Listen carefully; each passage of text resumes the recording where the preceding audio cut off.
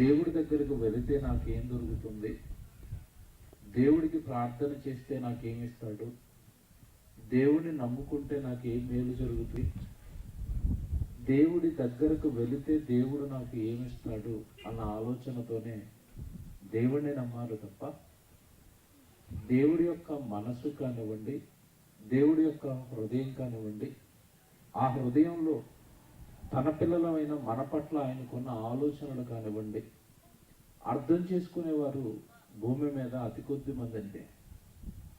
దేవుడు పరలోకంలో ఉన్నాడు, ఆయన పిల్లలమైన మనమంతా ఈ భూమి మీద ఉన్నాం. ఈ విశ్వాన్నంతా కలిగించిన పరలోకపు తండ్రి ఈ విశ్వంలో మనల్ని పెట్టి ఈ భూమి మీద మనల్ని పుట్టించి పరలోకంలో ఉన్న కన్నతండ్రి యొక్క మనసంతా కూడా ఒక ఉత్తరంగా రాసి భూమి మీద మనుషులు మాట్లాడుకునే అన్ని భాషలలోనికి తన మాటలను బైబిల్ ద్వారా పంపించాడు. కారణం, భూమి మీద మనం ఎందుకు పుట్టాము, భూమి మీద మనం ఏం చేయాలి, భూమి మీద మనం ఎలా బ్రతకాలి, మరణం తర్వాత మరొక జీవితం మనకి కావాలి అంటే ఈ భూమి మీద ఉన్న జీవితాన్ని ఎలా భద్రపరుచుకోవాలి అన్న వాస్తవాలు, నిజాలు బైబిల్లో రాసి భూమి మీద ఉన్న మనుషుల చేతుల్లో దేవుడు వాక్యం పెట్టిన వాక్యంలో దేవుడు ఏం చెబుతున్నాడు, వాక్యంలో దేవుడు తన మనసులో ఉన్న సంకల్పాలు ఏంటి నాకు తెలియాలి, నేను వాక్యం వినాలి, బైబిల్ నేర్చుకోవాలి, బాగా ప్రసంగాలు వినాలి, ఎక్కువగా నేను దేవుడి సన్నిధిలో గడపాలి, దేవుడు ఏంటో నాకు అర్థం కావాలి అన్న ఆలోచనతో భూమి మీద అతి కొద్ది మంది ఉన్నారండి. అందుకే దేవుడు విశ్రాంతి స్థలం ఏది అని టైటిల్ ఎందుకు పెట్టవలసి వచ్చిందంటే, మనిషి తన విశ్రాంతి స్థలం గురించి వెతుకులాటలో ఉన్నాడు. నేను విశ్రాంతి తీసుకోవాలి, నాకంటూ ఒక స్థలం కావాలి, నాకంటూ భూమి మీద ఒక నివాస స్థలం ఉండాలి, నాకంటూ భూమి మీద బ్రతకడానికి, లేదంటే నేనున్న కొద్ది కాలం ఒక 60-70 సంవత్సరాలు నేను జీవించడానికి నాకేదో విశ్రాంతి స్థలం కావాలి అని ఆలోచించాడే తప్ప అసలు పరలోకంలో ఉన్న కన్నతండ్రి దేవుడు భూమి మీద మనుషులను పుట్టించిన తర్వాత తనకంటూ ఒక నివాస స్థలం కావాలి అని, తనకంటూ ఒక నివాస స్థలం ఉంది అని దేవుడు బైబిల్లో రాయించిన వాస్తవాన్ని మనుషులు పట్టించుకోలేదండి. ఈ రాత్రి చాలా జాగ్రత్తగా వినాలి. దేవుడి మనసు, దేవుడి ఆలోచన ఈరోజు మీకు వాక్యం ద్వారా తన మనసును మీతో చెప్పబోతారు. ముందుగా అపోస్తలుల కార్యాలు ఒక మాట బైబిల్లో చూద్దాం. ఇదేంటండి దేవుడికి విశ్రాంతి స్థలం ఏంటని మీరు టైటిల్ వేశారు. అసలు దేవుడికి విశ్రాంతి స్థలం అవసరమా? విశ్రాంతి స్థలం గురించి దేవుడు బైబిల్లో ఏమైనా రాయించాడా? ఒకసారి అపోస్తలుల కార్యాలు చూద్దాం. 7వ అధ్యాయము 49-50 వచనాలు కలిసి ఉంటాయి. ఒకసారి ఆ వచనాన్ని పరిశీలిద్దాం. అపోస్తలుల కార్యాలు 7వ అధ్యాయము 47 చదువుతున్నారు. అయితే సొలొమోను ఆయన కొరకు మందిరము కట్టించెను. దానిపైన ఇంకొక చిన్న మాట ఉంది చూడండి. యాకోబు యొక్క దేవుని నివాస స్థలము కట్టగోరెను. దేవుడికి నివాస స్థలాన్ని కట్టగోరాలనుకున్నాడంట. దేవుడికి కూడా నివసించడానికి ఒక స్థలం కావాలంట. ఇంకా చెప్తాడు చూడండి 47. అయితే సొలొమోను ఆయన కొరకు మందిరమును కట్టించెను. అయినను ఇక్కడ ఉంది అసలు విషయం అంతా. సొలొమోను దేవుడికి మందిరం కట్టించాడు. ఎలాంటి మందిరం కట్టించాడో మీ అందరికీ తెలుసు. ఎలాంటి మందిరం కట్టించాడు? మనం కట్టినట్టుగా రేకుల షెడ్ వేసి, పెయింట్లు వేసి, పైన సిలివెట్టి, గంటెట్టి ఇది నా మందిరం అన్నాడా? కాదండి. సొలొమోను కట్టింది బంగారపు దేవాలయం కట్టాడు. జాగ్రత్తగా వినాలి, పాయింట్, సబ్జెక్ట్ జాగ్రత్తగా వినాలి.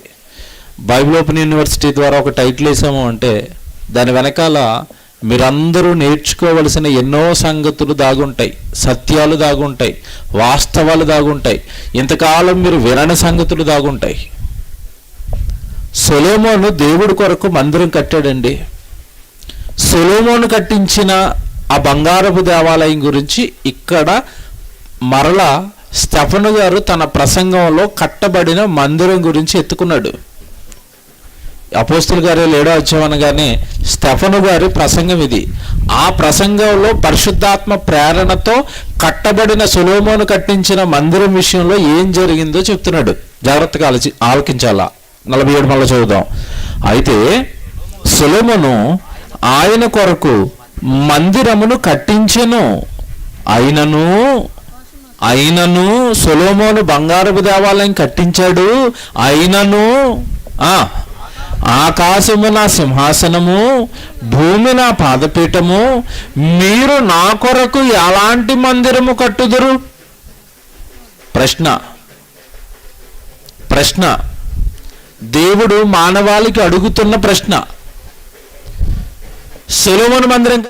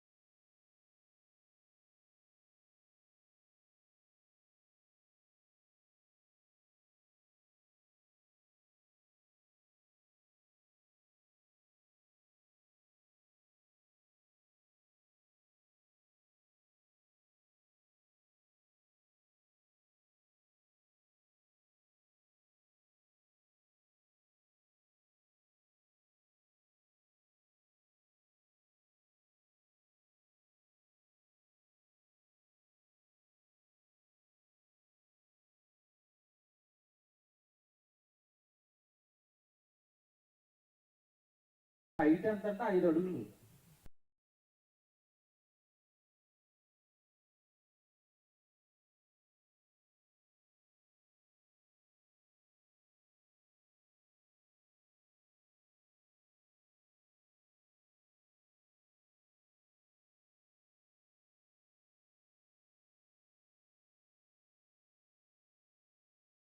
నా సింహాసనము ఆకాశము, నా సింహాసనము అంటే ఆకాశము దేవుడు కూర్చునే కుర్చీ. సింహాసనం అంటే ఏంటి? ఆకాశం అంత కుర్చీ ఉంటే ఆ కుర్చీలో ఉన్న ఆయన ఎంత ఉంటాడు? ఇంకొకటి, ఆకాశము నా సింహాసనము, నెక్స్ట్ భూమి నా పాదాలు పెట్టుకున్నాను అన్నాడా? పాదం అన్నాడా? ఒక్కటే పాదం. ఒక్క పాదం పెడితే భూమి ఏమైపోయిందంట? నిండిపోయింది. ఆకాశం నా కుర్చీ, భూమి ఒక కాళ్ళు నేను పెట్టుకునే పాదపీఠం. ఇప్పుడు దేవుడి సైజ్ చెప్పండి, దేవుడి హైట్ చెప్పండి, దేపండి. ఇప్పుడు ఈ కొలతలకి సరిపోయే మందిరం కట్టండి. ట్రై చేద్దామా? ఇప్పుడు నువ్వు మందిరం కడితే ఆకాశంలో ఆయన కూర్చుంటే కాలు కింద పెట్టుకున్నాడు, ఆకాశంలో కూర్చున్న ఆయన కాలు కింద ఉంది. ఇప్పుడు నువ్వు మందిరం కడితే ఆకాశాలు దాటి అంత ఎత్తు కట్టాలా? అవుతుందా మన వల్ల? అవుతుందా? ఇప్పుడు బైబిల్ చూడాలి జాగ్రత్తగా. ఇప్పుడు బైబిల్ చూడాలా. సొలొమోను నా కొరకు మందిరము కట్టించాడు, అయినను ఆకాశము నా సింహాసనము, భూమి నా పాదపీఠము, మీరు నా కొరకు ఎలాంటి మందిరము కట్టుదురు? అంటే నా సైజులకు సరిపడే మందిరం కట్టేంత క్యాపబిలిటీ మీకు లేదు. నరుడా, నా కుమారుడా, మీరు నాకు మందిరము కట్టలేరు. నేను సరిపడేంత మందిరం మీరు కట్టలేరు. అయితే ఇప్పుడు అంటాడు చూడండి ఒక మాట, నా విశ్రాంతి స్థలమేది? ప్రశ్న ఉందా బైబిల్లో? ఎంతమంది బైబిల్లో చెప్పండి? అందరి బైబిల్లోనే ఉందా? నా బైబిల్లోనే ఉందా? అందరి బైబిల్లో ఉందా? దేవుడు ఏమడుగుతున్నాడు చెప్పండి ఇక్కడ? నా విశ్రాంతి స్థలమేది? సొలొమోను కట్టిన బంగారపు దేవాలయంలో నేను పట్టను. ఇప్పుడు సొలొమోను కట్టిందే పట్టలేదంటే మనం మన గ్రామంలో 2 సెంట్లలోనో, సెంటున్నరలోనో, 3 సెంట్లలోనో కట్టిన మన మందిరము పట్టదు. అంటే దేవుడికి ఇప్పుడు ఏమి లేదు చెప్పండి? ఏమి లేదు, నివసించే స్థలము లేదు. నా విశ్రాంతి స్థలం ఏది? ఇదే టైటిల్ వేసాం. దేవునికి విశ్రాంతి స్థలము ఏది? ఏది? ఇక్కడ ఇంకో మాట అడుగుతాను, దేవుడికి కూడా విశ్రాంతి అవసరమా? అవసరం. విశ్రాంతి అనగానే ఏమండి, దేవుడు అనగానే మనలాగా శరీరంతో లేడు. దేవుడు ఎలా ఉన్నాడని యేసుప్రభు చెప్పాడు? దేవుడు ఆత్మ గనుక ఆయన్ని ఆరాధించేవారు ఆత్మతోనూ సత్యముతోనూ ఆరాధించాలి. యేసుప్రభు చెప్పాడు. దేవుడు తండ్రి, మన తండ్రి ఎలా ఉన్నాడంట? ఆత్మ. మన ఆత్మకు విశ్రాంతి అవసరం అంటే అవసరం కదండి. 6 దినాలు సృష్టి కట్టిన తర్వాత అలసిపోయిన తండ్రి 7వ దినాన్ని ఎక్కడికి వెళ్ళాడు? విశ్రాంతిలోకి వెళ్ళిపోయాడు. శ్రమ, కష్టం, కష్టపడిన ప్రతి ఒక్కరికి విశ్రాంతి అనేది అవసరం. మరి జాగ్రత్తగా వినాలి సబ్జెక్ట్. దేవుడికి విశ్రాంతి స్థలము ఏది? దేవుడికి విశ్రాంతి స్థలం ఎక్కడ? అసలు దేవుడు ఎక్కడ విశ్రాంతి తీసుకోవాలనుకుంటున్నాడు? అసలు దేవుడు ఎక్కడ ఉండాలనుకుంటున్నాడు? విశ్రాంతి తీసుకునే స్థలం అంటే ఉండే చోటు. ఏమంటే ఇప్పుడు సురేష్ గారు ఇల్లు ఎందుకు కట్టుకున్నారు అంటే ఎందుకు చెప్పండి? దేని కొరకు? ఉదయం నుంచి సాయంత్రం వరకు బయట కష్టపడి పని చేస్తే సాయంత్రం అయిపోయేసరికి ఆ ఇంట్లో ఏం తీసుకోవాలి? విశ్రాంతి. పైన ఒక ఫ్యాన్ ఉండాలి, ఏమంటే పక్కనే కిటికీ ఉండాలి, పడుకోవడానికి ఒక బెడ్ ఉండాలి. నేను కష్టపడి పని చేసిన తర్వాత సాయంత్రానికి వచ్చి నేను ఇందులో సేద తీరాలి. ఇది నా విశ్రాంతి స్థలం. ఇల్లు ఎందుకు కట్టుకున్నారు అంటే ఉండడానికి, నివసించడానికి. గాలి, ఎండ, ఏమండి మరి వర్షము, వీటన్నిటి నుండి శరీరాన్ని కాపాడుకోవడానికి, రెస్ట్, విశ్రాంతి కోసం కట్టుకున్నారు. ఇప్పుడు జాగ్రత్తగా ఆలోచించాలి. దేవుడు కూడా నా విశ్రాంతి స్థలం ఏది? మీరు కట్టిన, మీ హస్తాలతో కట్టిన మందిరాలలో నేను సరిపోను. కింద అదే చెప్పేస్తాడు డైరెక్ట్గా. మీరు అలా కింద చదువుకుంటూ వచ్చేస్తే, నా విశ్రాంతి స్థలం ఏది? ఇవన్నీ నా హస్తకృతములు కావా అని ప్రభు చూపుచున్నాడని ప్రవక్త పలికిన ప్రకారము సర్వోన్నతుడు హస్తకృత ఆలయములలో నివసింపడ్డు. కన్ఫర్మ్ చేశాడు. సర్వోన్నతుడు దేవుడు మనుషులు స్వహస్తాలతో కట్టిన ఈ మానవులు కట్టిన మందిరాలలో దేవుడు ఉండడు. ఇది చాలా మందికి అర్థం అవ్వదు. ఇది చాలా మంది ఇలా చెప్పిన వెంటనే కాస్త కోపం కూడా వస్తుంది. ఇదేంటి మందిరంలో దేవుడు ఉండడు అంటున్నారు? నేను చెప్తున్నది, మీరు సిమెంటు రేకులతో కట్టిన మందిరాలలో దేవుడు ఉండడని చెప్తాను. ఆ మందిరం ఏంటో, ఆయన నివాస స్థలం ఏంటో చెప్తాను. ఆయనకి ఎక్కడ హాయిగా ఉంటుందో చెప్తాను. ఆయన ఎక్కడ విశ్రాంతి తీసుకోవాలనుకుంటున్నాడో చెప్తాను. ఆయన ఎవరితో నివసించాలనుకుంటున్నాడో చెప్తాను. కానీ జాగ్రత్తగా మీరు ఆలోచించాలి. మీరు మీ స్వహస్తాలతో మీరు కడుతున్నారు, చూశారు, ఇది దేవుడు మందిరం అని. అందులో సర్వోన్నతుడు నివసింపడ్డు. మీకు ప్రశ్న అడుగుతున్నాను ఇప్పుడు. మానవులు కలిగిన స్వహస్తాలతో కట్టిన మందిరాలలో దేవుడు నివసింపనప్పుడు, ఏమండి, సొలొమోను కట్టిన బంగారపు దేవాలయం పరిస్థితి ఏంటి? అందులో దేవుడు ఉన్నాడా? ఉంటాడా? బంగారపు దేవాలయంలో, సొలొమోను కట్టిన బంగారపు దేవాలయంలో దేవుడు అసలు పడతాడా? దేవుడు అందులో అసలు నివసించాడా? కట్టిన సొలొమోను ఏమని ప్రార్థన చేశాడో తెలుసండి? మందిరాన్ని కట్టిన తర్వాత సొలొమోను ఏమని ప్రార్థన చేశాడో తెలుసా? రాజుల మొదటి గ్రంథం 8వ అధ్యాయం, అయినను యెహోవా నా దేవా, పైన క్షమించండి 27 అండి. నిశ్చయముగా దేవుడు ఈ లోకమందు నివాసము చేయడు. ఈ లోకములో నివాసం చేయడు. నెక్స్ట్, ఆకాశము మహాకాశములు సహితము నిన్ను కట్టించిన వ్యక్తే. ఆకాశ మహాకాశములు సైతము నిన్ను పట్టజాలవు తండ్రి. అలాంటి పెద్ద రూపం కలిగిన నీకు నేను కట్టించిన ఈ బంగారపు దేవాలయం ఏమాత్రం ఇందులో నీవు పట్టవు. బాగా ఆలోచించాలా. మీకు ఇంకో మాట్లాడుతాను. సొలొమోను కట్టిన బంగారపు దేవాలయం కంటే టాప్ దేవాలయం భూమి మీద తర్వాత ఎవరైనా కట్టారా? కట్టలేదండి. ఇది ఆంధ్రాకే వస్తుంది కదండి, ఆంధ్రాకే వస్తుంది. మా హైదరాబాద్లో క్రైస్తవులు భక్తులు పిల్లోడికి గుండు కొట్టించాలనుకోండి, ఎక్కడికి వెళ్ళిపోతారు తెలుసా? మెదక్ అని ఉంటుందండి, మెదక్ చర్చ్. అక్కడికి వెళ్ళి గుండు కొట్టిస్తారు. అదే ఆంధ్రాలో అనుకోండి, గుణదల అని ఒకటి ఉంటుంది, అక్కడికి వెళ్ళి గుండు కొట్టిస్తారు. ఇక తెలంగాణ ప్రాంతంలో ఈ చివరికి వచ్చేసరికి అండి ఒక జాతర జరుగుతుందండి, తారూరు జాతర అని. ఎక్కువ శాతం అండి ఈ గుండులు, తర్వాత మొక్కుబడులు అన్నీ అక్కడ తీర్చుకుంటారు. ఎందుకు ఇలాగ వెళుతున్నారు పుణ్యక్షేత్రాలకి అంటే, ఇదిగో దేవుడు ఆ ప్రాంతంలో ఉన్నాడు కనుక మా పిల్లవాడిని తీసుకెళ్ళి అక్కడ నేను ఏం చేయించాలి, గుండు కొట్టించాలి. మరి మీకు రాయలసీమకి ఏంటి ఫేమస్ నాకు తెలియలేదండి. ఎక్కడికి వెళ్ళిపోతున్నారు నాకైతే తెలీదు. తిరుపతి. దేవుడు అనగానే ఒక స్థలంలో, సొలొమోను కట్టిన బంగారపు దేవాలయంలో పట్టని దేవుడు ఈరోజు మనుషులు కట్టిన కట్టడాలలో ఉన్నాడా? బైబిల్ అడుగుదామా? బైబిల్ వండర్ఫుల్ అండి.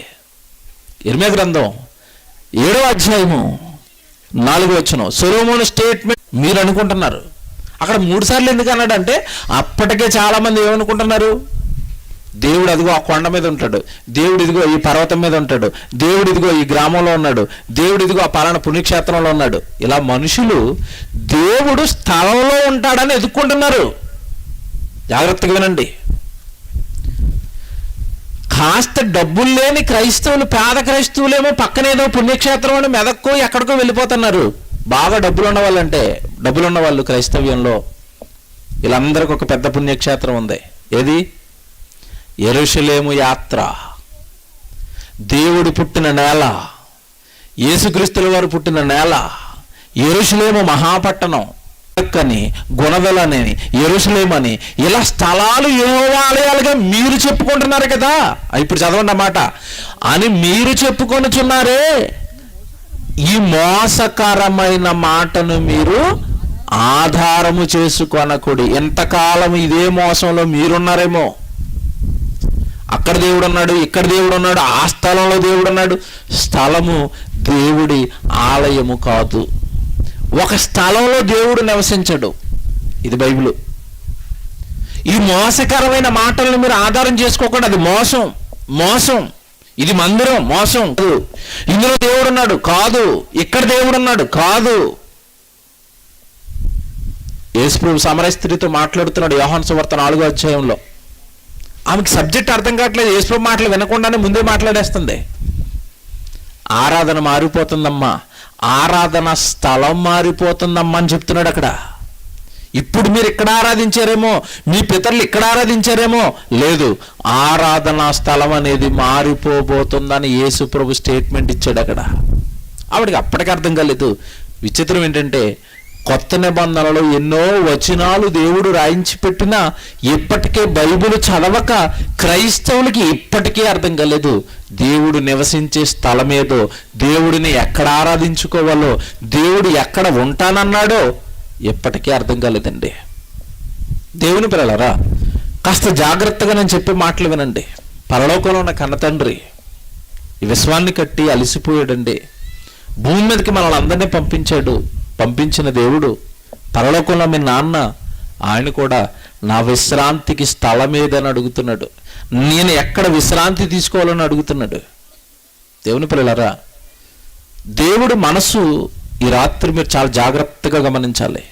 ఇంతకీ దేవుడు ఎక్కడ ఉండాలని కోరుకుంటున్నాడు? దేవుడు ఎక్కడ ఉంటే తాను ప్రశాంతంగా ఉంటానని కోరుకుంటున్నాడు?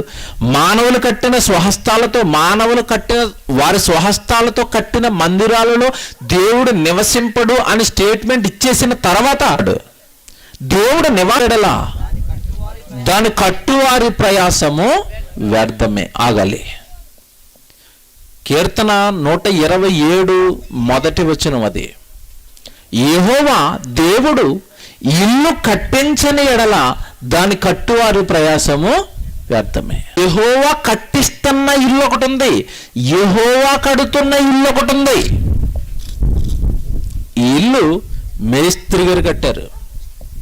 ఈ ఇల్లు మేస్త్రి గారు కట్టడానికి ముందు ఇంజనీర్ ఒక ప్లాన్ వేస్తాడు. ఇక్కడ బెడ్రూమ్ రావాలి, ఇక్కడ కిచెన్ రావాలి, ఇక్కడ డోర్ రావాలి. ఇంకా మీరు హైదరాబాద్లోకి వస్తారనుకోండి, ఇంజనీర్స్ ప్లాన్ వేస్తాడు. ఫస్ట్ లిఫ్ట్ ఇక్కడ వస్తుంది, ఇన్ని ఫ్లోర్స్ వస్తాయి, ఇన్ని ఫ్లాట్స్ వస్తాయి, ఎంత సెల్లార్ ఉంటుంది, ఎంత పార్కింగ్ ఉంటుంది, ఇంజనీర్ ప్లాన్ గీస్తాడు. ఆ ప్లాన్ గీసి మేస్త్రి గారికి ఇస్తే మేస్త్రి గారు తన కింద కూలీలను పెట్టి ఆ ఇంటిని కట్టేస్తాడు. అలాగా ఎవరు కట్టారు ఆ ఇల్లు? కూలీలు కట్టారు. తాజ్మహల్ ఎవరు కట్టారు? తాజ్మహల్ ఎవరు కట్టారు? కూలీలే కట్టారు. ఏ కట్టడం అయినా ఎవరు కడతారు? కూలీలే కడతారు.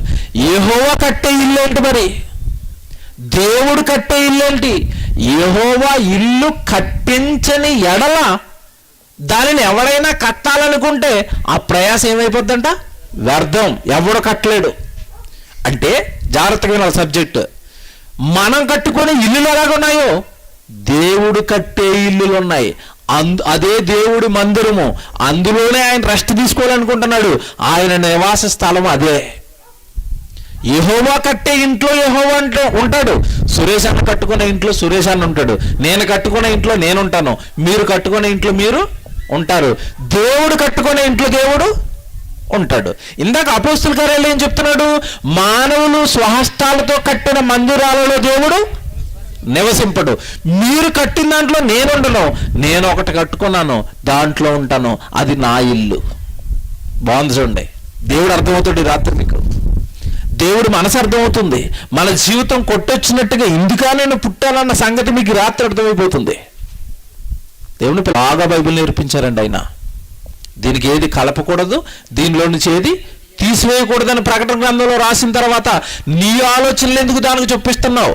అక్కడ యెహోవా ఇల్లు అనగానే నీ ఇంటిని పట్టుకెళ్ళి దానికి ఎందుకు తగిలించావు? కాదండి, తప్పది. హెబ్రీయులకు రాసిన పత్రిక. ఏంటి దేవుడు కడుతున్న ఇల్లు? బైబిల్ చూడాలి. బైబిల్లో దేవుడు రాసిన మాటలు చూడాలి. హెబ్రీయులకు రాసిన పత్రిక 3వ అధ్యాయము ఏమండి 6వ వచనం చూద్దాం. అయితే హెబ్రీయులకు రాసిన పత్రిక ఏమంటే 3వ అధ్యాయం 6వ వచనం చదువుతున్నారు. అయితే క్రీస్తు కుమారుడై ఉండి ఆయన ఇల్లు వచ్చింది చూడండి. ఇక్కడ దేవుడి ఇల్లు వచ్చింది చూడండి, జాగ్రత్తగా చదవాలి. క్రీస్తు కుమారుడై ఉండి ఆయన ఇంటి మీద నమ్మకంగా ఉన్నాడు. ఎవరింటి మీద? దేవుని ఇంటి మీద కుమారుడైన యేసుక్రీస్తుల వారు నమ్మకంగా ఉన్నాడట. మొత్తం మీద దేవుడి ఇల్లు వచ్చింది మీ దగ్గరికి. దేవుడికి ఏదో ఇల్లు ఉందని కనపడుతుంది. ఆయన ఇల్లు వచ్చింది చూడండి, దేవుని ఇల్లు వచ్చింది చూడండి. ఆ ఇంటి మీద యేసుప్రభు ఎలాగున్నాడంట? నమ్మకంగా ఉన్నాడు. మీకు మాట అడుగుతున్నాను, ఎక్కడైనా యేసుక్రీస్తుల వారు మత్తయి, మార్కు, లూకా, యోహాను సువార్తలలో ఇది దాడి ఇల్లు అని ఏమైనా కట్టడాన్ని చూపించాడా? చూపించాడా? ఇది దేవుడు నివాస స్థలం అని ఏమైనా చూపించాడా? చూపించలేదు. మరి దేవుడు అంటే ఇక్కడ ఎలా మాట్లాడుతున్నాడు? యేసుప్రభు అంట దేవుని ఇంటి మీద ఎలా ఉన్నాడంట? నమ్మకంగా ఉన్నాడు. మొత్తం మీద ఏదో ఇల్లు ఉందైతే ఏంటా ఇల్లు చెప్తాడు కిందకి వెళ్ళేసరికి. ధైర్యమును, నిరీక్షణ వలని ఉత్సాహమును తుదమట్టుకు స్థిరముగా చేపట్టిన ఎడల మనమే ఆయన ఇల్లు. అండర్లైన్ చేయండి. ఇల్లు వచ్చింది చూడండి. ఏదంటే దేవుడి ఇల్లు. మనమే ఆయన ఇల్లు. మనమే ఆయన ఇల్లు. మనం ఆయన ఇల్లు. మనము దేవుని మందిరం. మనమేమో ఒక ఇల్లు కట్టి అందులో నువ్వు ఉండి అంటున్నావు. చూసారా, రివర్స్ అయిపోయింది. దెయ్యమండి, దెయ్యం సాతాను దేవుడి మనస్సు దేవుడి పిల్లలైన మనకు అర్థం కానివ్వలేదండి. దేవుడు బైబిల్లో ఇంత స్పష్టంగా మీరు నా ఇల్లు అని చెప్తుంటే మనం ఏం చేస్తున్నామంటే దేవుడికి ఒక మందిరం కట్టి అందులో పెట్టాలనుకుంటున్నాం. ఏది నివాస స్థలం దేవుడిది? ఎక్కడ ఉండాలనుకుంటున్నాడు దేవుడు? మీరే ఆయన ఇల్లు. భలే ఉంది కదండి. ఇది కొంచెం ముందుకెళ్ళేసరికి బాగా అర్థమవుతుంది. కాస్త నూతనంగా ప్రారంభంలో వింటున్న వారికి ఇదేంటి మనమేంటి దేవుడికి ఇల్లు ఏంటి అని కాస్త కన్ఫ్యూజ్గా ఉన్నా, కాస్త ముందులోకి వెళ్ళేసరికి వచనాలు మీకు ఇంకా కొన్ని వచనాలు చూపించేసరికి ఇదా విషయం. దేవుడు ఎంత స్పష్టంగా రాయించాడో బైబిల్లో మందిరం గురించి అన్న వాస్తవాలు ఈ రాత్రి మీకు అర్థమవుతాయి. దేవుని పిల్లలారా, అవును, ఈరోజు భూమి మీద దేవుడి నివాసం గురించి ఆలోచించే వాళ్ళు ఎవరు లేరండి. దేవుడు ఎక్కడ ఉంటాడని ఆలోచించేవారు లేరు. భూమి మీద పరిస్థితి ఎలా ఉందంటే, జాగ్రత్తగా వినండి నా వైపు. ఒక పక్షి ఉందనుకోండి, పక్షికి ఏముంటుంది చెప్పండి? గూడుంది. సాయంత్రం అయిపోయేసరికి అది ఎక్కడ తిరిగినా సాయంత్రానికి ఎక్కడికి వెళ్ళిపోద్ది? గూట్లోకి వెళ్ళిపోతుంది. యేసుప్రభు చెప్పిందే, ఆకాశ పక్షులకి గూళ్ళు ఉన్నాయి, నక్కలకి ఏమున్నాయి? బొరియలు ఉన్నాయి. రాత్రి అయ్యేసరికి ఆ బొరియల్లోకి వెళ్ళిపోయి పడుకుంటాయి. కుందేళ్ళు ఉన్నాయి. కుందేలు ఎక్కడుంటాయి? బండ సందుల్లోకి వెళ్ళిపోతాయి. దానికి ప్రమాదం లేకుండా, ఏ జంతువు వచ్చి దాన్ని తినేయకుండా కుందేలు పగలంతా బండ సందుల్లో పడుకొని ఉంటుంది. రాత్రి అయ్యేసరికి వేటకి బయటికి వస్తుంది. మనము ఉదయం పొలానికి వెళ్ళిపోయాం, పని చేసుకున్నాం, రాత్రి అయిపోయేసరికి ఎక్కడికి వచ్చాం? ఇంటికి వచ్చాం. హ్యాపీగా ఉండాలండి, రెస్ట్ తీసుకోవాలి, మా ఇంటికి వెళ్ళిపోవాలి. నేను మీకు మాట్లాడుతాను ఇక్కడ, నా వైపు చూడండి అందరూ. ఇంటి ఓపెనింగ్కి వచ్చిన బంధువులు ఉంటారు కదా, సురేష్ అన్న బంధువులు ఉంటారు కదా, మీరు ఎన్ని రోజులు ఇక్కడ ఉంటారో నాకు చెప్పాలి. ఆల్రెడీ మధ్యాహ్నం వెళ్ళిపోయిన వాళ్ళు కొంతమంది ఉంటారు. ఈ రాత్రి ప్రార్థన అయిపోగానే రాత్రికి రాత్రి వెళ్ళిపోయే వాళ్ళు ఉంటారు. పడుకుని తెల్లవారుజామున లేచి వెళ్ళిపోయే వాళ్ళు కూడా ఉంటారు. ఎక్కడికి వెళ్ళిపోతున్నారు మీరు నాకు చెప్పాలి. ఎక్కడికి వెళ్ళిపోతున్నారు? మా ఇంటికి వెళ్ళిపోతున్నాం, అంతేనా? మరి ఇది ఇల్లే కదా? కాదండి, ఇది మా ఇల్లు కాదు, ఇది మా బంధువుల ఇల్లు, మా సురేష్ ఇల్లు. మేము చూడడానికి వచ్చాం, శుభాకాంక్షలు చెప్పాం, ఆశీర్వాదాలు ఇచ్చాం, మేము మా ఇంటికి వెళ్ళిపోతాం. ఎవరింటికి వాళ్ళు వెళ్ళిపోతారా? బాగా వినాలి. ఎవరింటికి వాళ్ళు వెళ్ళిపోతారా? ఈ ఇంట్లో మీరు ఉండరా? ఇప్పుడు దేవుడు మీరు ఆయన కట్టిన ఇల్లు ఒకటి ఉందా, ఆయన్ని ఆ ఇంట్లో పెట్టకుండా వేరే ఇంట్లో పెడతామంటే ఆయన ఉంటాడా? ఉండడు. మా ఇంట్లో ఉన్నంత కంఫర్టబుల్గా వేరే వాళ్ళ ఇంట్లో ఉండదు. ఉంటుందా? మీ బంధువుల ఇంట్లో ఉన్నప్పుడు ఎలాగుంటుంది? ఏదో ఇబ్బందిగా, ఏదో ఏమండి ఇరుకుగా, ఏదైనా అడుగుదామంటే కాస్త మొహమాటంగా, అంతేనా? వేరే వాళ్ళ ఇంట్లో. మన ఇంట్లో ఎలాగ ఉంటుంది? కాళ్ళు పైకెట్టి మంచం మీద ఇలా పడుకుంటారు, కాళ్ళు పైకెట్టేసి. పక్క వాళ్ళు అతిథుల ఇంట్లో అలా పడుకుంటారండి, అంత ఫ్రీగా ఉంటారా? ఉండలేం. ఎందుకో చెప్పాలి. నా ఇల్లు అండి, నా ఇష్టం వచ్చినట్టు ఉంటాను. బంధువుల ఇంట్లో మాత్రం ఎలా ఉండాలి? పద్ధతిగా ఉండాలి. మీ ఇంట్లో ఉన్నంత సౌకర్యంగా పక్కన ఇంట్లో మీకు ఉండట్లేదు, మీరు ఉండలేరు. ఎంత ఇష్టమైనా సరే. ఏమంటే మీ అక్కగారి ఇల్లు అనుకోండి, మా అక్కను చూడడానికి వెళ్తున్నానని వస్తుంది చెల్లి పెట్టట్టుకుని. ఎన్ని రోజులు ఉంటుంది? మా అక్క అంటది. 4 రోజులు ఉండేసరికి అక్క ప్రేమ అయిపోయింది. ఇంకా 5వ రోజు అక్క వెళ్తాను. మరిగా ఎక్కడికి? మా ఇంటికి వెళ్ళిపోతాను. ఇదేంటండి? మా ఇల్లు, నా ఇల్లు, నేను కట్టుకున్నది అది, లేదా నేను అద్దె కడుతున్నది అది. నా ఇంట్లోనే నేను ఉంటాను, నా వస్తువులు ఉంటాయి, నాకు కావలసినవన్నీ ఉంటాయి అక్కడ, అంతేనా? మీ ఇంటికి మీరు ఎందుకు వెళ్ళిపోవాలనుకుంటున్నారంటే మీకు అవసరమైన, మీకు ఇష్టమైన సౌకర్యాలన్నీ మీ ఇంట్లో ఉంటాయి. పక్క వాళ్ళ ఇంట్లో వాళ్ళకి ఇష్టమైనవి ఉంటాయి, మీకు ఇష్టమైనవి అక్కడ ఉండవు. అర్థమవుతుందా లేదా? నేను బాగా వినండి, నేను మా ఇంట్లో ఉంటే ఏసీ వేసుకుని పడుకుంటానండి అనుకోండి. నా గురించి చెప్పట్లేదు సుమా, మా ఇంట్లో లేదు, మీకు అర్థం కావడానికి చెప్తున్నాను ఒక ఉదాహరణ. నేను మా ఇంట్లో ఉన్నప్పుడు ఏసీ వేసి పడుకుంటానండి. చుట్టాలు ఇంటికి వెళ్ళారు, వాళ్ళు తిరగని ఫ్యాన్ పెట్టారు. ఎలాగుంటుంది? సౌండ్ గడగడ గడగడ గడగడ గడగడ గడగడ అంటుంది రాత్రి అంతా. ఎలాగుంటుంది? నిద్రపడుతుందా? బాబ్బా వెళ్ళిపోవాలండి. ఏటో డొక్కు ఫ్యాన్ వేసారు మాకు పైన. మా ఇంట్లో హాయిగా నాకు ఏసీ ఉంటుంది, కూలర్ ఉంటుంది. ఏమంటే బెడ్ పక్కన ఇలా ఓపెన్ చేయగానే కిటికీ ఉంటుంది, చక్కగా గాలి వస్తూ ఉంటుంది. మొత్తం వీళ్ళు ఇల్లు మూసి కట్టేశారండి, ఎక్కడి నుంచి నాకు గాలి రావట్లేదు, నేను ఉండను ఇక్కడ. అర్థమవుతుందా? నా ఇల్లు అంటే నాకు ఇష్టం వచ్చినట్టుగా కట్టుకోవాలండి. నా ఇంట్లో నాకు ఫ్లెక్సిబుల్గా ఉంటుందండి, నేను నా ఇంట్లోనే ఉంటాను. ఎవరింట్లో పడితే వాళ్ళ ఇంట్లో ఉండను. మీకే ఈ మనసు ఉంటే దేవుడికి ఏ మనసు ఉండాలి? సెంటు భూమి తీసుకుని అటు 4 ఇటుకలు, ఇటు 4 ఇటుకలు ఎట్టేసి, పైన సిమెంట్ వేసి, ఇలా రైకేసి, దేవుడా ఇక్కడ ఇందులో ఉండు, మేము ఆదివారం ఒకసారి వస్తాం, తర్వాత తాళం వేసి మళ్ళా ఆదివారం వస్తాం, అప్పటి వరకు లోపల ఉంటాడా? సొలొమోను బంగారపు దేవాలయం కట్టి, దేవా నువ్వు నా మందిరంలో నువ్వు పట్టవు, కానీ కాస్త మేము ప్రార్థన చేసుకోవడానికి సన్నిధికి వస్తాం, అప్పుడు ఈ స్థలం వైపు నీ చూపు మాత్రం నిలుపు. మేము ఇక్కడ ధూపం వేస్తాం, ఈ మందిరంలో కాస్త మా ధూపాన్ని స్వీకరించు, అంతే తప్ప ఈ మందిరంలో నువ్వు పట్టవు.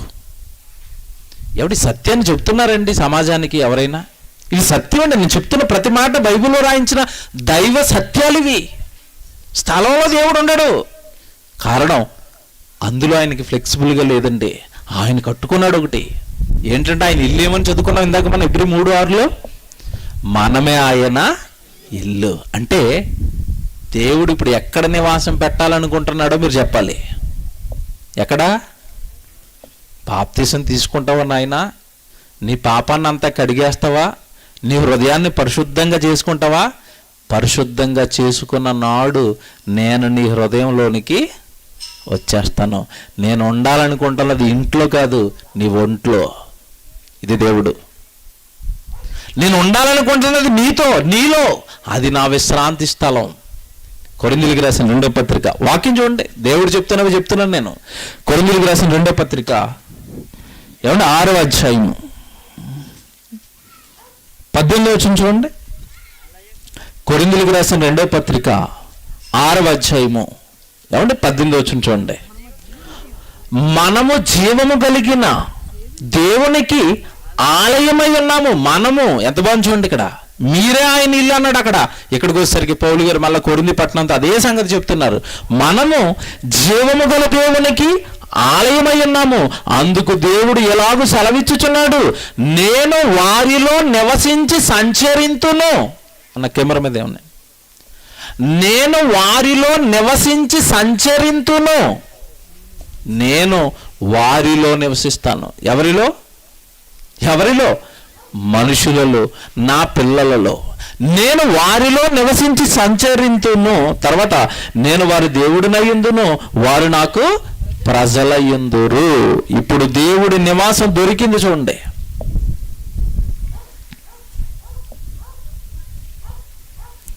దేవుని పిల్లలారా, దేవుడి నివాస స్థలం.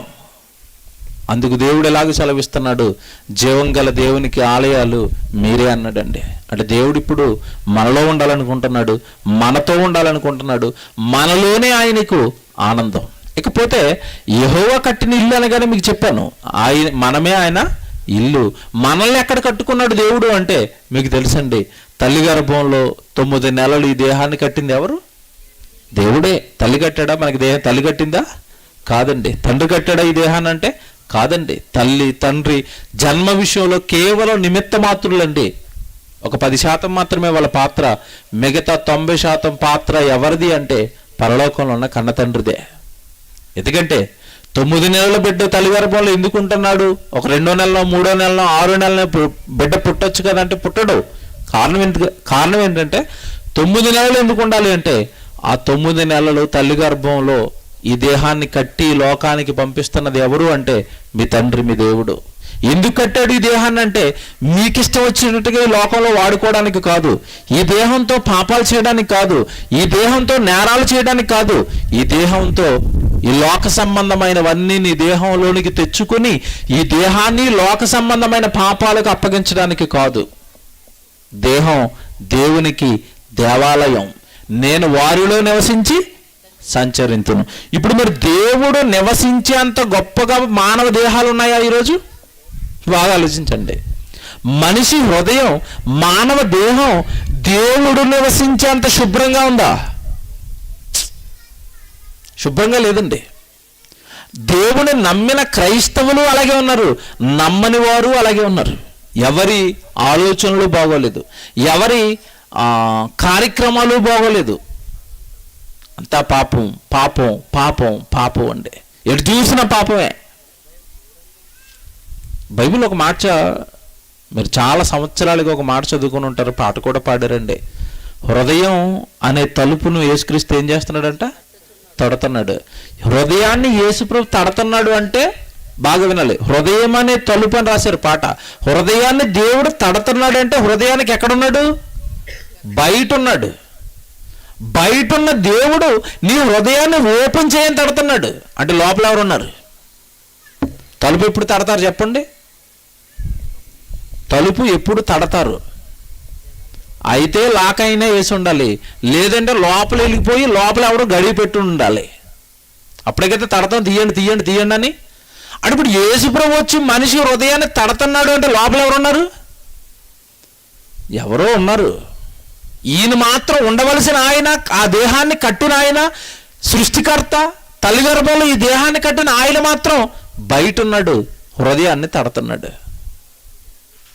దేవుని పిల్లలారా, దేవుడి నివాస స్థలం, దేవుడు ఉండాలనుకున్న చోటు మానవ హృదయం అయితే ఆ హృదయం దేవుడికి ఈరోజు దూరమైంది. ఆ హృదయంలో దేవుడు లేడు. మరి ఎవరున్నారు? పాటలో, సినిమా పాటలో మీకు తెలుసు కదండి, నా హృదయం అంతా నువ్వే అని ఒక పాట రాశాడు ఒక కవి. అంటే ప్రియుడి హృదయం నిండా ఎవరున్నారంట? ప్రేయసి. ప్రేయసి హృదయం నిండా ఎవరున్నారు? ప్రియుడు. ఇకపోతే కొంతమంది నా భార్యే నాకు దేవత అంటే హృదయం నిండా ఎవరు? భార్య. మావిడ హృదయం నిండా భర్త. ఇంకొకరి హృదయం నిండా డబ్బు. ఇంకొకరి హృదయం నిండా ఉద్యోగం. ఇంకొకరి హృదయం నిండా నేను రాజకీయ నాయకుడిని అయిపోవాలి, దాని కొరకు ఎవరినైనా నరుగుతాను, ఎవరినైనా చంపేస్తాను. నా హృదయం నిండా పొలం పొలం పొలం, కొంటనే ఉండాలి ఎకరాలు ఎకరాలు. మరి ఇవన్నీ హృదయంలో ఉంటే ఇంక దేవుడు ఎలాగున్నాడు? అక్కడ ఉన్నాడా? నాలో పెట్టుకునేంత టైం నాకు లేదు, నిన్ను నాలో పెట్టుకునేంత స్పేస్ నా హృదయంలో లేదు, స్థలం లేదు. కనుక నువ్వు ఎక్కడ ఉండాలి అంటే గుడిలో ఉండు, ఆదివారం ఒకసారి వస్తాను. అంతేనా? ఎందుకు గుడిలో పెట్టారు దేవుణ్ణి? ఎందుకు ఆ స్థలంలో దేవుడు ఉన్నాడు అంటున్నారు? రోజు దేవుడు పక్కన ఉన్నాడు అనుకోండి, పాపం చేయడానికి వీలవుతుందా? మాస్టర్ పక్కనే ఉన్నాడు అనుకోండి, కుర్రాడు అల్లరి చేస్తాడా? స్టూడెంట్ చేయడు. వీళ్ళు అల్లరి చేయాలంటే ఎవరు ఉండకూడదు అక్కడ? టీచర్ ఉండకూడదు. మనిషి పాపం చేయాలంటే మనుషుల్లో ఎవరు ఉండకూడదు? దేవుడు ఉండకూడదు. గుళ్ళో ఉండు దేవా, ఆదివారం వస్తాను, తెల్ల బట్టలు వేసుకుని, తెల్ల చెప్పులు వేసుకుని, తెల్ల పెన్ను పెట్టుకుని, తెల్ల కళ్ళజోడు వేసుకుని, లోపలంతా నల్లగానే ఉంటుంది. ఏది? హృదయం. గెటప్ వేసుకుని వస్తాను నీ దగ్గరికి భక్తుడిలాగా. నువ్వు అక్కడ ఉండు, నీకు అక్కడ ప్రార్థన చేస్తాను. ప్రార్థన చేసి నీకేదో కానుకిచ్చేసి చిరిగిపోయిన 10 రూపాయల నోటు అయ్యగారితో ప్రార్థన చేయించుకుని నేను వెళ్ళిపోతాను. సోమవారం నాదే, మంగళవారం నాదే, బుధవారం నాదే, గురువారం నాదే, శుక్రవారం నాదే, శనివారం నాదే. మళ్ళీ ఆదివారం అయ్యగారు అనౌన్స్మెంట్ చేయగానే చర్చిలో టైం అయింది అనగానే నువ్వు జ్ఞాపకం వచ్చేస్తావు మళ్ళీ. అప్పటి వరకు అక్కడ ఉండు. ఎక్కడ? గుడిలో. దేవుడు గుడిలో ఉంటాడా, మదిలో ఉంటాడా? మదిలో. ఇచ్చారా స్థలం? నా నివాస స్థలం నీలో, నీ హృదయంలో, నీతో ఉండాలి. నువ్వు నా గురించి పాట పాడుతుంటే నేను చూసి ఆనందపడిపోవాలి. నీలో ఉండాలి. నువ్వు వాక్యం చెప్తున్నా నా గురించి ఎవరికైనా చెప్తుంటే, నా కొడుకు నా గురించి చెప్తున్నాడు, నా కూతురు నా గురించి చెబుతుంది అని నీలో ఉండి ఆనందపడాలి. నేను వారిలో నివసించి, ఏమన్నాడు అక్కడ? నేను వారిలో నివసించి సంచరిస్తాను. తిరగాలనుకుంటున్నాను. మనం ఏం చేస్తున్నాడు? గుళ్ళో పెట్టి తాళం వేయాలనుకుంటున్నాం. నేను వారిలో నివసించి సంచరిస్తాను. సువార్తకు వచ్చామండి, మేము వాకింగ్ చెప్పడానికి వచ్చాం హైదరాబాద్ నుంచి. దేవుడు మాతో పాటు వచ్చాడు, మళ్ళీ వెళ్ళిపోతున్నాం, మాతో పాటు వస్తున్నాడు. ఇలా వాక్యం చెప్తున్నాం, దేవుడి గురించి మాట్లాడుకుంటున్నాం. ఎలాగుంటుంది ఆయనకి? నేను వీళ్ళతో తిరగాలి, కర్నూలు తిరగాలి, హైదరాబాద్ తిరగాలి, రాయచూరు తిరగాలి, నా పిల్లల దగ్గరికి నేను వెళుతూ ఉండాలి. అంతేనా? తండ్రి తల్లి వివాహాలు చేసి, కూతుర్లని వివాహాలు చేసి పంపించేసిన తర్వాత తల్లి తండ్రి ఏం చేస్తారు చెప్పండి? 10 రోజులు చిన్న కూతురింటికి, 10 రోజులు పెద్ద కూతురింటికి, 10 రోజులు మధ్యలో ఉన్న కూతురింటికి, ఒక 10 రోజులు కొడుకింటికి. ఏం చేస్తారు? ఇల్లు తిరుగుతారు. సంచారం. కూతురు ఎలాగుందో, ఈ కూతురు ఎలాగుందో, ఆ కూతురు ఎలాగుందో, ఆ కొడుకు ఎలాగున్నాడో, సంచారం. అలా మీరు అలా తిరగనివ్వకుండా ఒక గదిలో పెట్టి తాళం వేసేసి నెలకోసారి కిరాణాలు లోపలేస్తాం. మీరు లోపలే ఉండండి అనండి మీ అమ్మనాన్నల్ని. నెలకొకసారి వస్తాం, మీరు లోపలే ఉండండి. గేటు బయటకు రావడానికి కుదరదు, అలాంటి ఉంటారేమో. మీ అమ్మనాన్నలేమో మీతో ఉండాలా, మీ అమ్మనాన్నని దగ్గరకు వచ్చి ప్రేమ చూపించాలా. నిన్ను పుట్టించిన నీ కన్న తండ్రి, నీకు దేహాన్ని కట్టిన తండ్రి ఏమో గుడిలో ఉండాలా. ఆదివారం ఒకసారి వెళ్తావా? ఏంటండి దారుణం? పుణ్యక్షేత్రాల్లో ఉంటాడా? నీ జుట్టు పెరిగిపోయినప్పుడు గుండు కొట్టించుకోడానికి వెళ్తావు అక్కడికి. ఏమర్థమయ్యాడు దేవుడు? ఏమర్థమైంది దేవుడు మనసు? నా నివాస స్థలం మీరు. మీ హృదయాన్ని క్లీన్ చేయండి, ఫస్ట్ శుభ్రం చేయండి దాన్ని. ఎవడు ఇంట్లో ఉండాలంటే ఇల్లు ఎలాగుండాలి? ఈ ఇల్లు కట్టిన వెంటనే ఎలాగుంటుంది మీరు చెప్పండి? ఎలాగుంటుంది? మేస్త్రులు సిమెంట్ వేసేసి, ఏమండి ఈ సీకులు ఉండిపోయి, సిమెంట్ పడిపోయి, సిమెంట్ బస్తాలు ఉండి, కార్పెంటర్ గారు చెక్క ముక్కలు పడేసి, అబ్బా భలే ఉందండి ఇల్లు అంటారా తొడవక ముందు? అంతా క్లీన్ చేసి, పెయింట్లు వేసి, కడిగేసిన తర్వాత, శుభ్రంగా ఉన్న తర్వాత అప్పుడు మమ్మల్ని పిలిచారు. దేనికి? రిబ్బన్ కటింగ్కి. ఇది కట్టక మునుపు శుభ్రంగా లేనప్పుడు పిలుస్తారా? రండి మనందరినీ పిలుస్తారా ఇల్లు చూడడానికి? రారు. వీళ్ళు ఉండాలి అంటే ఇల్లు శుభ్రంగా ఉండాలి. దేవుడు ఉండాలి అంటే హృదయం శుభ్రంగా ఉండాలి. కడుక్కోవలసింది హృదయాన్ని, తెలుపు చేసుకోవాల్సింది హృదయాన్ని, మార్చుకోవాల్సింది హృదయాన్ని. అందులో దేవుడు ఉండే ప్లేస్ అది. చెప్పలేదు ఎంతకాలం దెయ్యం మనకు అందనవలేదు జ్ఞానం. నా హృదయంలో కక్షలు, నా హృదయంలో క్రోధాలు, నా హృదయంలో పగలు ఏమన్నా సరే నాలో దేవుడు ఉండడు. పగ, చాలామందికి పగ ఉండకూడదు. నిన్ను వల్ల నీ పొరుగు వాడిని ఏం చేయమన్నాడు? ప్రేమించు. యేసు చెప్పింది ఏంటి? ఒక నిన్ను కుడి చెంప మీద కొడితే వాడికి ఏం చూపించు? ఎడమ చెంప చూపించు. పగేంటిక వద్దు, ప్రేమగా ఉండు. వాడు ఉండడు, నువ్వు కూడా ఉండవు. ఎవడు చాలామంది అండి ఇవి చిన్నది తెలియకండి చంపేసుకుంటారండి. పగల పేరుతో చంపుకుంటున్నారు. మీకు విషయం తెలుసండి? వాడిని నువ్వు చంపితేనే చేస్తాడా, నువ్వు చంపకపోయినా చేస్తాడా? నువ్వు చంపినా చంపకపోయినా వాడు చస్తాడు. చచ్చేవాడిని చంపి నువ్వేమయ్యావు? నేరస్తుడు అయ్యావు, జైలుకి పోయావు. అవసరమా? కొద్ది రోజులు ఓపిక పట్టుకుంటే అతను చనిపోతాడు, నువ్వు కూడా చనిపోతావు. దీ మాత్రం 3 నాళ్ళ ముచ్చటైన ఈ జీవితానికి పగలెందుకు, కక్షలెందుకు, క్రోధాలెందుకు? అన్న, తమ్ముడు, అక్క, చెల్లి అంతా కూడా ఎవరి పిల్లలవి? పరలోకంలో ఉన్న కన్న తండ్రి పిల్లలు మనం. నిన్ను వలని సహోదరుని ప్రేమించు అని ఎందుకు అన్నాడు అంటే, అతడు నా కుమారుడే, నువ్వు కూడా నాకు కుమారుడివే. ఏవో మనస్పర్ధలు వస్తాయి, ఏవో చిన్న చిన్న సమస్యలు వస్తాయి, సర్దుకోండి. మీ దేహం నా దేవాలయం, ఆ దేవాలయంతో మీరు తప్పులు చేయకండి. ఆ దేవాలయం, దేహం అనగానే దేవుడి దేవాలయం, దాంతో మటలు చేయకండి, దాంతో వ్యభిచారాలు చేయకండి, దానితో దొంగతనాలు చేయకండి, నా ఆలయాన్ని పాడు చేయకండి. దేవుడు స్ట్రిక్ట్గా చెప్పాడండి ఈ మాట. అది కూడా చూపించాలి. కొరింథీయులకు రాసిన మొదటి పత్రిక 3వ అధ్యాయం చూడండి. కొరింథీయులకు రాసిన మొదటి పత్రిక 3వ అధ్యాయము ఏమండి 16వ వచనం చూద్దాం. కొరింథీయులకు రాసిన మొదటి పత్రిక 3వ అధ్యాయము ఏమండి 16వ వచనం. చదవండి అన్న. మీరు దేవుని ఆలయమై ఉన్నారనియు, దేవుని ఆత్మ మీలో నివసించుచున్నాడనియు మీరు ఎరగరా? ఎవడైనను దేవుని ఆలయమును పాడు చేసిన ఎడల దేవుడు వానిని కూడా ఏం చేస్తాడు? ఏంటి ఇంతకీ దేవుడి ఆలయం అంటే? దేహం అండి. మీ దేహము దేవుని ఆలయమైన మీరు ఎరగరా? మీకు తెలీదా? మీ దేహమే దేవుడి ఆలయం అని మీకు తెలీదా? అలాంటి ఆలయాన్ని మీరు పాడు చేయకండి. మీరు 16 వచ్చిన చూడండి ఎంతమంది, మీరు దేవుని ఆలయమై ఉన్నారనియు. దేవుడి ఆలయం, దేవుని ఆలయం మీరే, మంది కట్టడాలు కాదు. దేవుడి ఆలయం మీరు అయ్యున్నారనియు, దేవుని ఆత్మ మీలో నివసించుచున్నాడనియు మీరు ఎరగరా? మీకు తెలీదా? సబ్జెక్ట్ నేర్చుకోలేదా? వాక్యం చదువుకోలేదా? పాత నిబంధన నుండి కొత్త నిబంధన వరకు స్థలం కాదు నువ్వే నా ఆలయం అని దేవుడు చెబుతున్న మాటలు అర్థం కాలేదా? మీరు ఎన్ని వచనాలు చూపిస్తారని చూడండి. మీరు దేవుని ఆలయమై ఉన్నారని, దేవుని ఆత్మ మీలో నివసించుచున్నాడని మీరు ఎరగరా? ఎవడైనను దేవుని ఆలయమును పాడు చేసిన ఎడల. దేవుని ఆలయం అంటే ఏంటి? శరీరాన్ని ఏం చేయకూడదంట? పాడు చేయకూడదు. కానీ మనిషి ఏం చేశాడు? పాడు చేశాడా? మంచిగా ఉంచాడా? పాడు చేశాడు. నీళ్లు తాగరాని నోరు చేస్తే సారా తాగాడు. చక్కగా లోకంలో ఉన్నవన్నీ పళ్ళు తినరా, జ్యూసులు తాగరాని నోరును పెడితే ఆ నోటితో మద్యం తాగాడు, మందు తాగాడు, సిగరెట్లు తాగుతున్నాడు, ఖైనీ తింటున్నాడు, గుట్కాలు వేస్తున్నాడు. ఏమంటే నోరుకు క్యాన్సరు, నాలుకకు క్యాన్సరు. లోపల వీడు తాగిన మందు వల్ల 2 కిడ్నీలు పోతున్నాయి, చచ్చిపోతున్నారు త్వరగా. పాడు ఎందుకు చేస్తున్నారు? ఏమంటే మన దేహం మన ఇష్టమా, మన కష్టమా చెప్పండి ఇది? పోనీ మీకు ఇంకోటి చెప్తాను. యెహోవా ఇల్లు కట్టించని ఎడల దాని కట్టువారి ప్రయాసము వ్యర్థమే. ఈ దేహాన్ని కట్టింది ఎవరు? దేవుడు. ఎక్కడైనా భూమి మీదండి ఏముందండి, నా 2 కిడ్నీలు పోతే ఇంకో 2 కిడ్నీలు తెచ్చుకుంటాను, కిడ్నీలు అమ్మే షాప్ ఉందని ఎక్కడైనా పెట్టరేటి?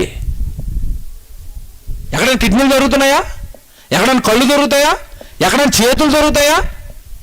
చివరికి పన్ను ఊడిపోతే పన్ను దొరుకుతుందా? ఒరిజినల్ పన్ను, పెట్టుడు పళ్ళు తీసుకుని కడుక్కొని మళ్ళీ పెట్టుకోవాలా? 2 సంవత్సరాలు ఊడిపోతాయి మళ్ళీ అవి. యెహోవా కట్టిన ఇల్లు దేహం, అది ఎవ్వడు కట్టాలనుకున్నా కూడా దాన్ని ఏం చేయలేడంట? కట్టలేడు. యెహోవా ఇల్లు కట్టించని ఎడల దాని కట్టువారు ప్రయాసము వ్యర్థమే. యెహోవా ఒకడిని గుడ్డోడిగా పుట్టించాడు అనుకోండి, వాడు ఏమండి ఎవడో ఒకడు బతిమాలుకుని వాడు కన్ను తెచ్చుకుని వీడికి పెట్టుకోవాలి తప్ప ఒరిజినల్గా లోకంలో కళ్ళు ఎవడు చేయలేడు, కిడ్నీలు ఎవడు చేయలేడు, ఊపిరితిత్తులు ఎవడు చేయలేడు, గుండె ఎవడు చేయలేడు, చివరికి ఏలు ఊడిపోతే ఏలు కూడా భూమి మీద ఎవడు చేయలేడు. ఇంకా చెప్పరా మీకు, తెల్లగా అయిపోయిన జుట్టును నల్లగా కూడా చేయలేడు మనిషి. రంగు వేసుకోమంటాడు, వారానికి పోద్ది మళ్ళీ. వెంట్రుక కూడా మనిషి తయారు చేయలేడండి. వెంట్రుక సినిమా హీరోలు అంతా విగ్గులు పెట్టుకుంటారండి, తెలుసుగా మీకు. వాళ్ళు జుట్టు ఊడిపోయి 70 సంవత్సరాలకు వచ్చేసిన బోడిగుండు వేసుకుని కుర్రోడు కింద యాక్ట్ చేయడానికి విగ్గు పెట్టుకోవాలా? ఎక్కడదా విగ్గు, ఎక్కడదా జుట్టు? తయారు చేయలేదు మనుషులు. ఈ మొక్కుబళ్ళ పేరుతో స్త్రీలు పెద్ద పెద్ద జుట్లు ఇచ్చేసారు కదా, అయ్యే విగ్గులు తయారు చేస్తారు వాళ్ళు. వెంట్రుక కూడా చేయలేడండి. యెహోవా ఇల్లు కట్టించని ఎడల దాని కట్టువారు ప్రయాసం వ్యర్థం. అంటే ఇది నేనే కట్టాలి, అది ఎవడు భూమి మీద దాన్ని కట్టలేడు. ఎందుకు కట్టాడు? ఎందుకు కట్టాడు? పాపాలు చేసుకోవడానికి, లోకానికి మనం వాడుకోవడానికా, లేకపోతే ఆయన నివసించడానికా? ఆయన నివసించవలసిన ఆయన విశ్రాంతి స్థలాన్ని ఈరోజు మనుషులు ఆయనకి ఇచ్చారా? ఇవ్వలేదండి. నా కుటుంబం, నా పిల్లలు, నా ఉద్యోగం, నా సంపాదన, నా వ్యాపారం, నేను. దేవుడికి ఏది స్థానం, దేవుడికి ఏది స్థలం? పౌలు గారు అంటున్నారు, నా మట్టుకైతే బ్రతుకుట క్రీస్తే, చావైతే నా బ్రతుకు ఎవరిదంటున్నాడు? క్రీస్తుది. నా మట్టుకైతే బ్రతుకుట క్రీస్తే, నేను క్రీస్తు కోసమే బ్రతుకుతాను. కారణం ఏంటంటే నాలోనికి క్రీస్తు వచ్చాడు, నాలోనికి దేవుడు వచ్చాడు. దేవుడి కొరకు బ్రతకమని నన్ను ప్రేరేపిస్తున్నాడు. చివరిగా మాట చూపిస్తానండి, మీకు అర్థమైంది విషయం అంతా.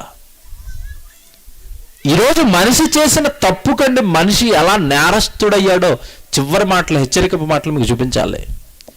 దేవుడు ఎక్కడో ఉంటున్నాడు అనుకున్న దానివల్ల జరిగిన ప్రమాదం ఏంటో మీకు చూపించాలి. హోషేయ గ్రంథం ఒకసారి చూద్దామండి.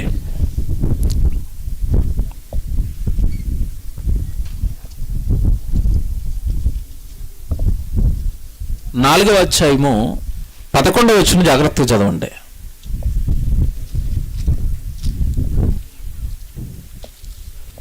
హోషేయ గ్రంథం 4వ అధ్యాయము 11వ వచనం చాలా జాగ్రత్త చదవండి. వ్యభిచారపు క్రియలు చేయుట చేతను, ద్రాక్షారసము పానము చేయుట చేతను, మద్యపానము చేతను వారు మతి చెడిరి, పాడైపోయారు. ఎందుకు ఏమేమి చేసి పాడైపోయారంట చెప్తున్నాడు లిస్టు. వ్యభిచార క్రియలు చేయుట చేతను, వ్యభిచారం, సొంత భర్త ఉంటాడు, మరొక అతన్ని కోరుకుంటుంది. భార్య ఉంటుంది, మరొక ఆమెను కోరుకుంటూ ఉంటాడు. ఈరోజు ఎక్కడ బాగుంది చెప్పండి? ఎక్కడ చూడండి అక్రమ సంబంధాలండి. ప్రియుడి కోసం పిల్లల్ని హత్య చేసేసిన తల్లి పేపర్లో చూడట్లేదా?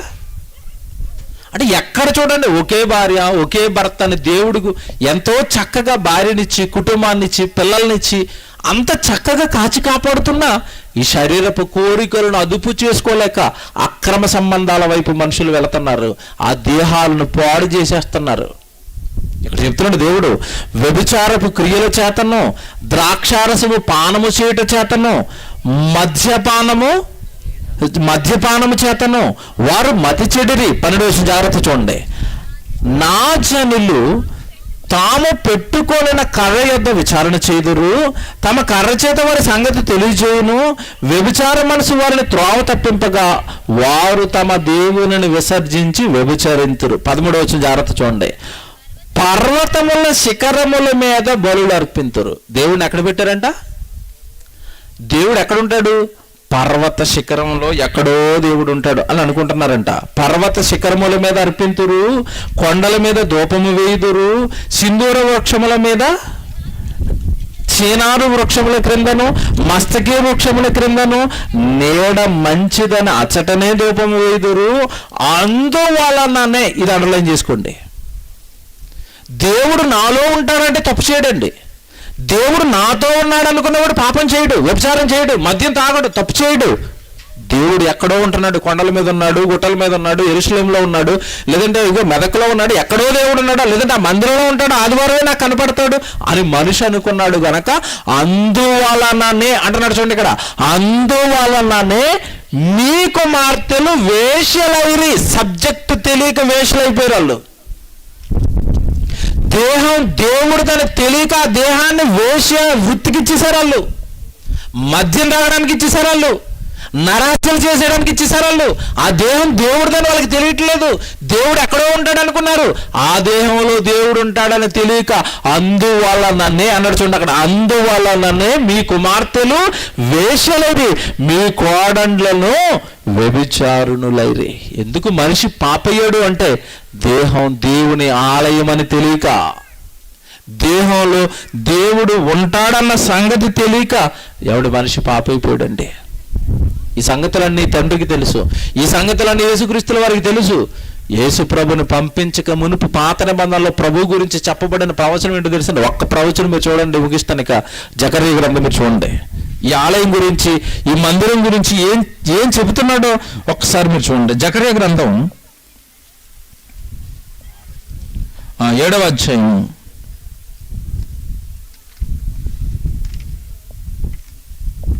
6వ అధ్యాయం 12వ వచనం అండి. జకర్యా గ్రంథం 6వ అధ్యాయము 12వ వచనం చూడండి మీరు. అతనితో ఇట్లనము, సైన్యములకు అధిపతియగు యెహోవా సెలవిచ్చినదేమనగా, చిగురు అను ఒకడు కలడు, అతడు తన స్థలములో నుండి చిగుర్చును. ఎవరు చిగురు? యేసుప్రభు గురించి ప్రవచనం అండి ఇది. ఏం చేస్తాడు ఆయన? చిగురుస్తాడు. ఏం చేస్తాడు? అతడు యెహోవా ఆలయమును కట్టును. ఎవరు యెహోవా ఆలయాన్ని కడతారు? క్రీస్తు. ఏంటండి యెహోవా ఆలయం అంటే? ఏంటండి యెహోవా మందిరం అంటే? ఇంతకీ యేసుక్రీస్తు వారు యెహోవా ఆలయాన్ని కట్టారా? యెహోవా మందిరాన్ని కట్టారా? దేవుడి నివాస స్థలాన్ని కట్టారా? అవునండి. ఏంటి యెహోవా కట్టిన ఆలయం? ఏంటి యేసుక్రీస్తుల వారు కడతారన్న ఆలయం అంటే ఈరోజున్న సంఘం అండి. ఆ సంఘమే దేవుని మందిరం. తిమోతికి రాసిన మొదటి పత్రిక 3వ అధ్యాయం 15వ వచనంలో ఇదే ఉంటుందండి. తిమోతికి రాసిన మొదటి పత్రిక 3వ అధ్యాయము 15వ వచనం చూడండి.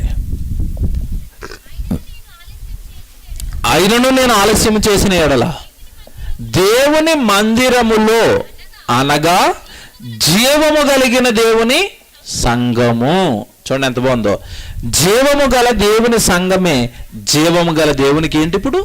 మందిరం. సంఘం అనగానే గోడలు కాదు, కట్టడాలు కాదు, ఆ సంఘంలోనికి చేర్చబడుతున్న ఆత్మలు, ఆ సంఘంలోనికి చేర్చబడుతున్న మనుషులు సంఘం. యెరూషలేములోని సంఘమునికి హింస వచ్చింది అని చదువుకుంటాం మనం బైబిల్లో. సంఘానికి హింస అంటే ఏంటి అర్థం? సంఘంలో చేర్చబడిన ప్రజలకు ఏమొచ్చింది? ఆ రోజు హింస. ఈడ్చారు, కొట్టారు, జైల్లో వేసేశారు యేసుప్రభుని ప్రకటించినందుకు. కనుక దేవుని పిల్లలారా, ఈరోజు సంఘము అనగానే మందిరం, దేవుడు నివాస స్థలం, దేవుడు నివసించే చోటు మనమేనండి. ఈ ఆలయాన్ని, ఈ దేహాన్ని కనుక మనం పాడు చేస్తే దేవుడు మనల్ని కూడా ఏం చేస్తాడు? పాడు చేస్తాడు. దేవుడు మనతో ఉండాలనుకుంటున్నాడు, మనలో ఉండాలనుకుంటున్నాడు. పవిత్రంగా, పరిశుద్ధంగా మనం జీవించిన నాడు దేవుడికి మందిరంగా మనం మారతాం. ఈ హృదయం అంతా శుభ్రంగా ఉండాలి. మార్కు సువార్త 7వ అధ్యాయం అంతా ఇదే. హృదయంలో నుండి అపవిత్రమైనవి పుడుతున్నాయి. వ్యభిచారము, మత్తతలు, అల్లరితో కూడిన ఆటపాటలు, ఇవన్నీ హృదయంలో నుండి వచ్చి ఆ హృదయం అనేది మలినమైపోయింది, ఆ హృదయంలో నాకు చోటు లేదు అని యేసుక్రీస్తుల వారు మాట్లాడుతున్న మాటలు ఉంటాయి. మార్కు సువార్త 7వ అధ్యాయం మీరు చదవండి, చాలా బాగుంటుంది. హృదయంలో నుండి బయటకు వస్తున్నవే మనుషుడిని అపవిత్రుడిగా చేస్తున్నాయి. పవిత్రత లేదు ఆ హృదయంలో అని మాట్లాడతాడు యేసుప్రభు. దేవుని పిల్లలారా, కనుక దేవుని నివాస స్థలం ఏది అంటే మనమేనండి, మన హృదయమే. మన హృదయం శుభ్రంగా ఉన్నప్పుడు దేవుడు అందులో నివాసం ఉంటాడు. శుభ్రంగా ఉండాలి. దేవుడు కోరుకున్న మాటలు మనలో ఉండాలి. హృదయం నిండా వాక్యం ఉంటేనే, వాక్యమే మన హృదయాన్ని శుభ్రపరుస్తుంది. కనుక మనం ఎక్కువగా చదవవలసింది వాక్యం, ఎక్కువగా చదవవలసింది, వినవలసింది ఏంటి? ఇప్పుడు వాక్యం. ఆ వాక్యం మన హృదయాన్ని ఏం చేస్తుంది? శుభ్రపరుస్తుంది. హైదరాబాద్లో ఇల్లు మారాలనుకోండి, ఎక్కువగా ఇల్లు మారుతూ ఉంటారండి హైదరాబాద్లో. ఆల్రెడీ ఓనర్ ఇల్లు కడిగే ఇస్తాడు. ముందు వాళ్ళు ఖాళీ చేసి వెళ్ళిపోయారు, వాడి ఓనర్ శుభ్రంగా కడిగించేస్తాడు. కడిగించి ఇచ్చిన తర్వాత ఇంట్లోకి వెళ్ళే వాళ్ళు ఏం చేస్తారు? మళ్ళా కడుగుతారు. ఎలా కడుగుతారో తెలుసా? బాత్రూంలో అయితే యాసిడ్ వేసి కడుగుతారు. ఎందుకు? మేము ఇల్లు ఎలాగ ఉండాలి? శుభ్రంగా ఉండాలి. ఇప్పుడు దేవుడు మీ హృదయంలోకి రావాలంటే మీ హృదయం ఎలాగ ఉండాలి? వాడిని నేను చంపేస్తానని పళ్ళు కొరకు పడుకుంటున్నారనుకోండి ప్రతిరోజు రాత్రి, హృదయంలో ఏముంది? దేవుడు ఉన్నాడా? పగ ఉందా? వస్తాడా? బాబో ఈ పగ ఉన్న చోట నేను ఉండను. దేవుడు అనగానే ఎక్కడుంటాడు? ప్రేమ ఉన్న చోట ఉంటాడు. పగ ఉన్న చోట దేవుడు ఉండడు. కనుక దేవుని పిల్లలారా, హృదయం దేవునికి ఆలయం, దేవుడి నివాస స్థలం మానవ హృదయం, మనిషి హృదయం. ఇది దేవుడి ఆలయం, ఇది దేవుడి నివాస స్థలం. దీనిని కబ్జా చేసింది దెయ్యం. మనిషి ఎందుకు నరహంతకుడు అయ్యాడు? మనిషి ఎందుకు వ్యభిచారయ్యాడు? మనిషి ఎందుకు దొంగ అయ్యాడు అంటే, దేవుడు ఉండవలసిన స్థానంలో, దేవుడు ఉండవలసిన హృదయంలో ఎవరు కూర్చున్నారు? దెయ్యం కూర్చుంది. తెస్సలోనికీయులకు రాసిన 2వ పత్రిక 2వ అధ్యాయం 4వ వచనం అదే. ఏది దేవాలయం, ఎవరు పూజింపబడాలో, ఎవరు మరి దేవునికి ఆలయంగా పిలువబడాలో ఆ ఆలయాన్ని, దానంతటిని దెయ్యం ఎదిరించి దేవుని ఆలయములో కూర్చున్నాడు. అనగా మానవ దేహాన్ని ఈరోజు పట్టింది దెయ్యం అండి. మీరు రాసుకున్న తర్వాత చదువుకోండి, చాలా బాగుంటుంది అన్నమాట. తెస్సలోనికీయులకు రాసిన 2వ పత్రిక 2వ అధ్యాయము 4వ వచనం. దేవుని ఆలయములలో కూర్చుండని అన్నాడు. దేవుని ఆలయం అనగానే మనుషులను పట్టేసాడండి. ఈరోజు ఒకడు నరహంతకుడిగా మార్చాడు, ఒకడు వ్యభిచారిగా మార్చాడు, ఒకడు దొంగగా మార్చాడు. దేవుని ఆలయాలను కబ్జా చేశాడు. కనుక ప్రేమపూర్వకంగా ఈరోజు చెప్పబడిన ప్రతి వాక్యాన్ని మీరు రాసుకోండి. ఇంటికి వెళ్ళిన తర్వాత మరలా పరిశీలించండి, చదవండి.